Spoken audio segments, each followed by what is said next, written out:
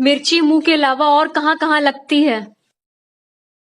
बिल्कुल सही जवाब, पौधे में।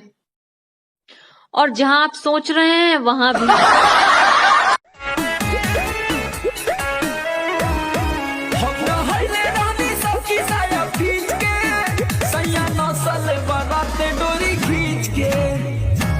देखो क्या? मैं तुझको साफ साफ बोल रहा हूँ। हाँ। वीडियो भी बना रहा हूँ। हाँ हाँ। ड्राइवर साहब भी हैं और ये भाई साहब भी हैं। हम तुमको भगा कर लाए हैं जी। तू मुझे भगा कर नहीं लाया है, समझा ना। हम तुमको भगा कर लाए तो इसमें क्या बुराई है?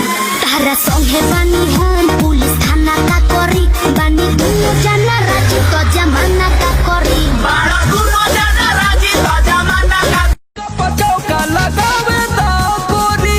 अरे सुना हो, नजर मिलावा देखा हमारा ओरी, मौका पचाव का लगावे दाव कोरी। नहीं उतारो नहीं छुओ तारो, नहीं हुआ के रस खाने छुओ तारो।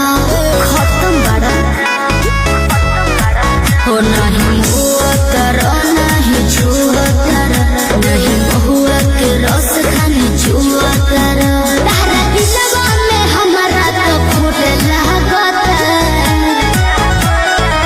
ये छोटी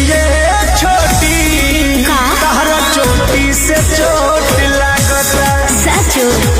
ये छोटी तारा चोटी से चोट लागता।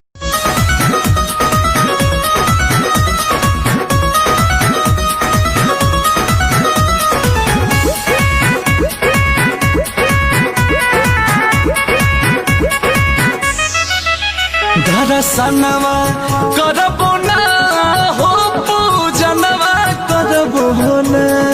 हमरा मिलल बा मरद नचनिया सखी, सुन कहतानी कर रहनिया सखी। मुँह लागल बा एकरा बजरिया के, मुँह लागल बा एकरा बजरिया।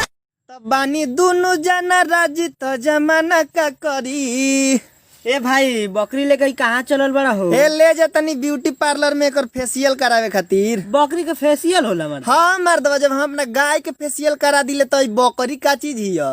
गाय? हाँ मर्दे, गाय मतलब हमार मेहरारू। ऊ कैसे हो? हमार माई कहेला नु कि हमार पत्तो गाय ही है, गाय।